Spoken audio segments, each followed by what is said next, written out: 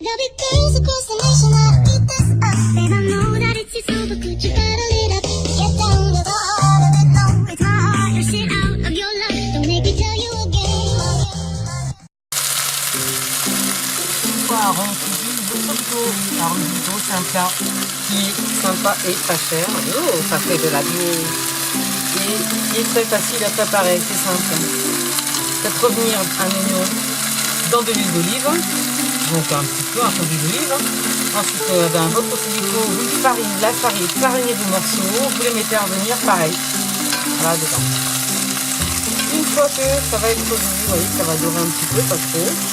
Ça devient une tortisse. Hein, donc on voit, hein, voilà, vous voyez, ça. Est-ce que c'est de deviner pourquoi? Voilà, regardez comment c'est joli.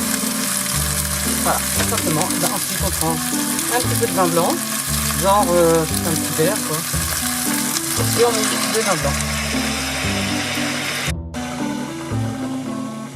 Donc après avoir mis le vin blanc, on met un peu d'ail.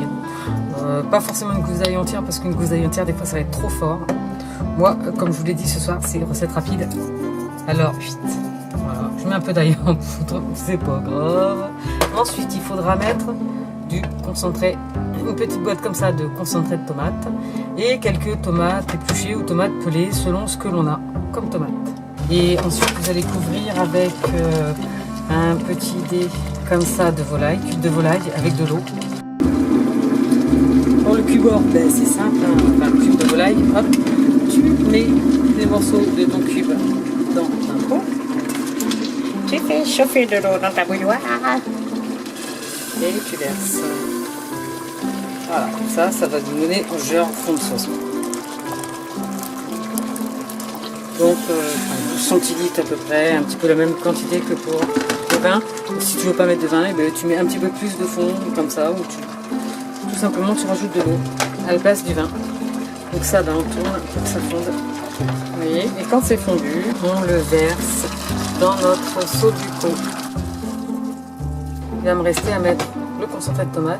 Regardez comme c'est déjà super joli. Ouh, j'adore. Ça va être bon en plus. À cela, j'ajoute des herbes de Provence. Alors moi, en fait, j'ai la boîte, mais si on regarde bien, c'est des herbes que j'ai ramassées dans la garrigue. Voilà, herbes de Provence. Et puis après, la boîte de tomates concentrée. Donc voilà, j'ai vidé ma boîte de tomates concentrée. Puis ben, je vais la mélanger tout simplement. J'ajoute ensuite mes tomates. Alors j'ai décidé, ben, forcément on est l'hiver, de rajouter des tomates comme ça, concassées.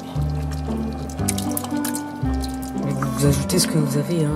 On n'en met pas trop, hein, une grosse boîte quand même, c'est trop. Une demi-boîte, ça suffira. Et ça, ben voilà, il y en a pour, il y en a bien pour 6 personnes. Hein.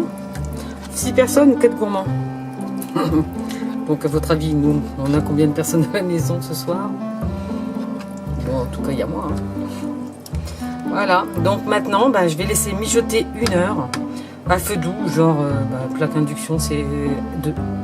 Et après, toi, ça dépend de ce que tu as chez toi. Je couvre pendant 1 heure et bon appétit. N'oublie pas le sel et le poivre, c'est quand même meilleur. Pas trop, les gens rajoutent dans leur assiette, c'est mieux. Et tout ça, ça se sert avec des pastas. Spaghetti, c'est vraiment le bon truc. Les petites tortillettes, c'est bon aussi parce que faut que ça prenne la sauce. Voilà, j'espère que vous avez aimé cette vidéo, que vous allez bien vous faire à manger. Parce que c'est la tendance d'Anidé est aujourd'hui à cuisiner. Et puis si vous avez des remarques ou des suggestions de vidéos, s'il y a des trucs qui vont pas ou ça, n'hésitez pas à commenter. C'est toujours important. Et puis je vous dis à bientôt. Bon appétit!